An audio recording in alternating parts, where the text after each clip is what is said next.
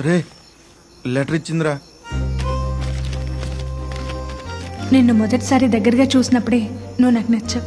కానీ నీకు ఈ విషయం చెప్పడానికి ధైర్యం సరిపోలేదు. రేపు పెళ్లి పెట్టుకొని నీకు ఇలా లెటర్ రాయొచ్చో లేదో కూడా నాకు తెలియట్లేదు. నీకు కూడా నేనంటే ఇష్టమైతే రేపు పెళ్లి మండపానికి వచ్చి నన్ను తీసుకెళ్ళిపో. నీకోసం పెళ్లి కూతురుగా ఎదురు చూస్తుంటా.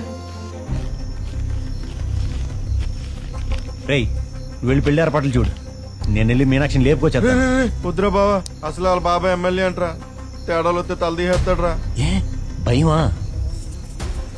ఫ్రెండ్ కోసం ఫ్రెండ్ లవర్ కోసం మాత్రం చేయలేమా? చేద్దాం. కాకపోతే రిస్క్ రా, ఒకసారి ఆలోచించరా.